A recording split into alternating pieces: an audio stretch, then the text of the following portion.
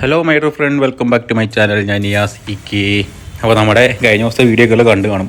അപ്പോൾ വണ്ടി ഏതാണ്ട് പണിയൊക്കെ ഏകദേശം ഇങ്ങനെ കാര്യമായിട്ട് തന്നെ നടന്നുകൊണ്ടിരിക്കോട്ടോ. വീഡിയോ വളരെ കാര്യമായിട്ടൊക്കെ എടുക്കണമെന്ന് എല്ലാവരും പറയുന്നുണ്ട്.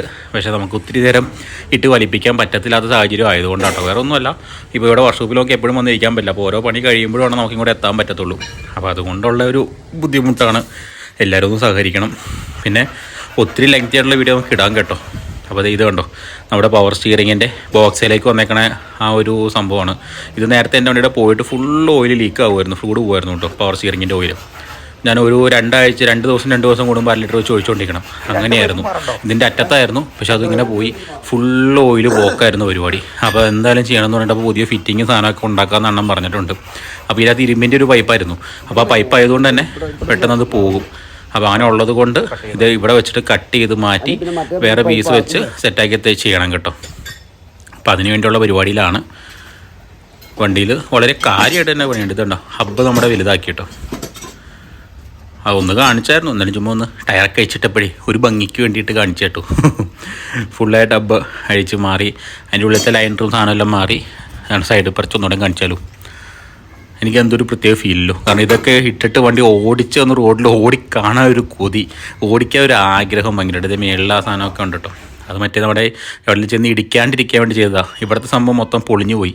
അപ്പോൾ അതുകൊണ്ട് പുതിയത് മേടിച്ചിട്ടുണ്ട്. അത് പുതിയതിനെ സെറ്റ് ചെയ്യണം കേട്ടോ. അത് വെൽഡ് ചെയ്താണ് വെക്കണത്.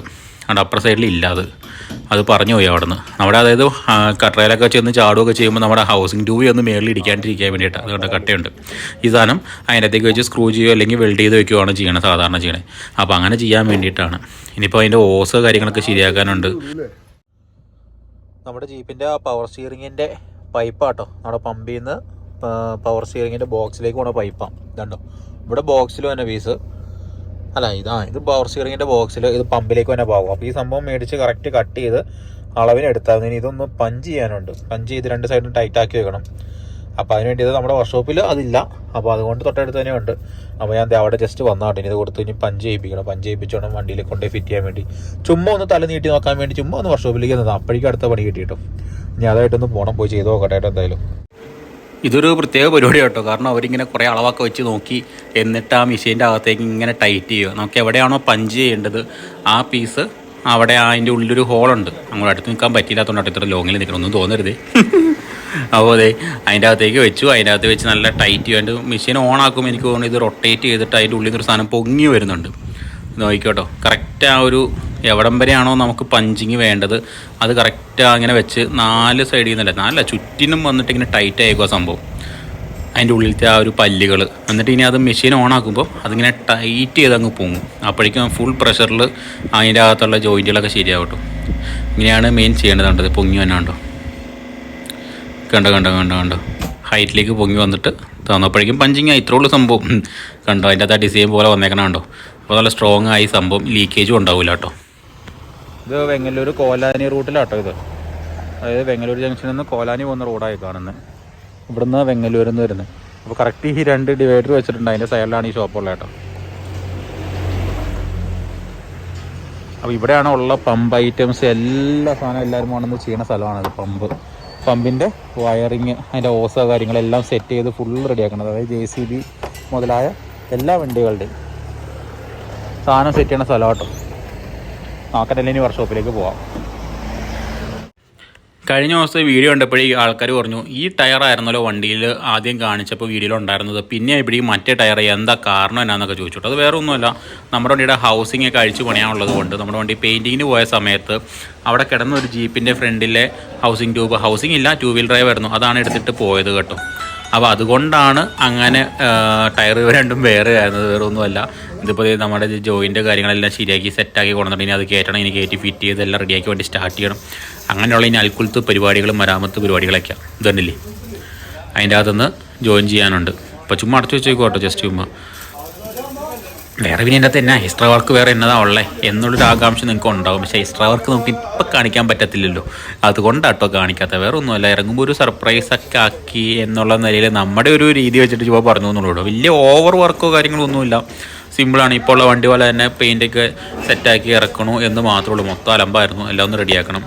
പിന്നെ മെക്കാനിക് പരമായിട്ടുള്ള കംപ്ലൈൻറ്റുകളെല്ലാം മാറ്റി എടുത്തിട്ടുണ്ട്. ഈ ടയർ തന്നെ ചെരിഞ്ഞാൽ നിന്നിരുന്നത്, അപ്പോൾ അതിൻ്റെ ഉള്ളിലത്തെ ഹബിൻ്റെ അകത്തുള്ളൊരു സംഭവം മാറിയപ്പോൾ അത് ശരിയായി. പിന്നെ ഇതല്ലേ നമ്മുടെ ബെൻഡിങ് കാര്യങ്ങൾ അതൊക്കെ ഒന്ന് സെറ്റാക്കി.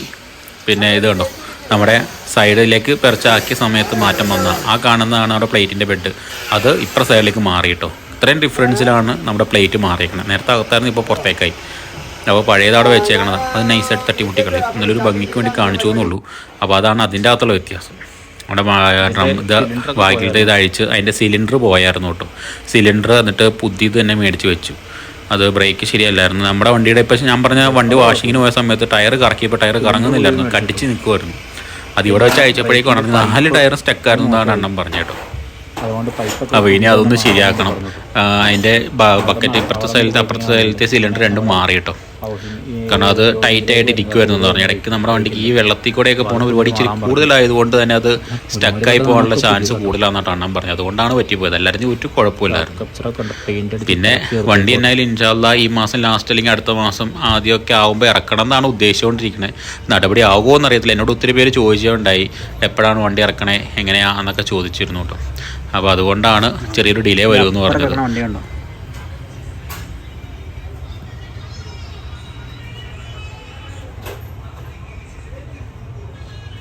അപ്പോൾ ഒരു ജീപ്പ് എടുപ്പിട്ട് ആ ജീപ്പിൻ്റെ ടയറാട്ടോ നേരത്തെ എൻ്റെ വണ്ടിയിൽ ഇട്ടിരുന്നത്.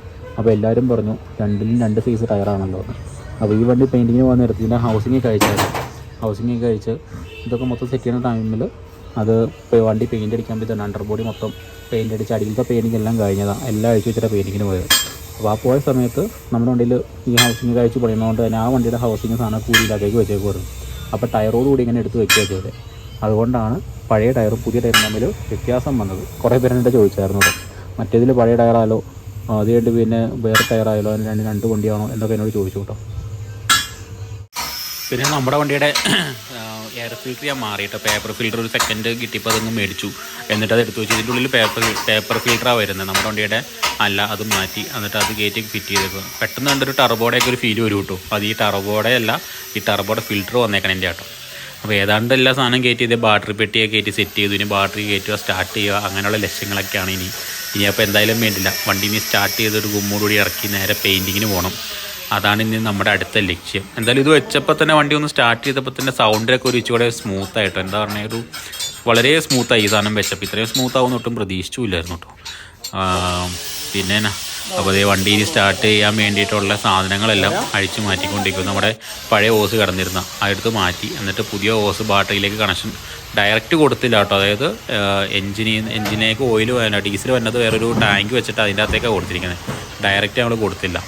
ബാറ്ററി പെട്ടി ഇതേ ഇപ്പോൾ ഇങ്ങോട്ട് കയറ്റി വെച്ചിട്ടുണ്ട്. ജസ്റ്റ് മിസ്സിലോട്ടെല്ലാം നിൽക്കണം. എല്ലാം ഒരു അഡ്ജസ്റ്റ്മെൻറ്റിലാണ്. ചൂടെ ഒന്ന് താത്തി വെച്ചാൽ കൊള്ളായിരുന്നു എനിക്ക് തോന്നിയിട്ട്. എന്തായാലും പണി കഴിയുമ്പോൾ നോക്കാം, വെച്ച് നോക്കിയിട്ട് ആയില്ലെങ്കിൽ അത് വേണ്ടി താത്തി വയ്ക്കാം. ഫിൽറ്റർ എന്നായാലും സംഭവമായി. നമ്മുടെ ഒരു ആഗ്രഹമായിരുന്നു എയർ ഫിൽറ്റർ വെക്കണം എന്നുള്ളത്. എന്താണെന്ന് അറിയത്തില്ല, പ്രത്യേകിച്ച് ഒരു ഗുണമുണ്ടോ ദോഷമാണോ എന്നൊക്കെ നിങ്ങൾ കമൻറ്റ് ചെയ്യുമ്പോൾ നമുക്ക് ഇനി അറിയാൻ പറ്റുമല്ലോ. എന്തായാലും വെച്ചപ്പോൾ വെച്ചു, അത്രേ ഉള്ളൂ. റേഡിയേറ്ററിലൊക്കെ വെള്ളം ഒഴിച്ചു. വളരെ കാര്യമായിട്ട് തന്നെ റേഡിയേറ്ററിൽ വെള്ളം ഒഴിച്ചു കേട്ടോ. വണ്ടി സ്റ്റാർട്ട് ചെയ്യണം. വണ്ടി സ്റ്റാർട്ട് ചെയ്യാൻ എന്നായാലും വണ്ടി സ്റ്റാർട്ട് ചെയ്തിട്ട് അടുത്ത ദിവസം ഞാൻ ഇനി പെയിൻറ്റ് വർക്ക്ഷോപ്പിലേക്ക് വണ്ടി കൊണ്ടുപോകുന്നുണ്ട്. അപ്പോൾ എന്നാൽ പിന്നെ അതും എല്ലാം കൂടെ കൂട്ടിയിട്ട് ഞാൻ കാണിച്ചു തരാം. നമ്മുടെ അണ്ണൻ നിൽപ്പുണ്ട് കേട്ടോ. പുള്ളിക്ക് വീഡിയോ ഉപരിവരെ ഇഷ്ടമല്ല, അതുകൊണ്ടാണ്. അപ്പോൾ എന്നാലും വേണ്ട, ഇനിയിപ്പോൾ വണ്ടി സ്റ്റാർട്ട് ചെയ്യുമ്പോൾ ആ സൗണ്ടും കാര്യങ്ങളും എല്ലാം നിങ്ങളെ തന്നെ കേൾപ്പിച്ചു തരാം. എന്നാലും അത് ഇത്തവണ വേണ്ട, അടുത്ത വീഡിയോയിലിടാം. നിങ്ങൾക്ക് എല്ലാവർക്കും ദേഷ്യം ഉണ്ടെന്ന് അറിയാം. കാരണം മണിക്കൂറുകളോ അരമണിക്കൂറൊക്കെ ഇടണം വീഡിയോ ഇടണമെന്നൊക്കെ പറയുണ്ടെങ്കിലും എന്നാലും ഞാനത് ഇട്ടില്ല കേട്ടോ, ഒന്നും തോന്നരുത്. അപ്പോൾ എന്തായാലും വേണ്ടില്ല, നമുക്ക് അടുത്ത ദിവസം കാണാം. ചുമ്മാ എന്തിനാന്ന് എല്ലാം കൂടി ഒരുമിച്ചിരുന്നേ, അതുകൊണ്ടാലോ. എന്നാലും അടുത്ത ദിവസം ഇടും, അല്ലെങ്കിൽ നിങ്ങളെന്നെ മറക്കും. ഇതെല്ലാം കൂടി ഇട്ട് ഒറ്റയടിക്ക് ഇട്ട് തീർത്ത് കഴിഞ്ഞാൽ ഞാൻ സീക്വൽ ബോക്സ് ആരാന്ന് മറന്നു പോലും, അതുകൊണ്ടാലോ. അപ്പോൾ അടുത്ത ദിവസം നമുക്ക് എന്തായാലും ബാക്കി വീഡിയോ ആയിട്ട് വീണ്ടും കാണാം. അതുവരെ ബൈ ബൈ.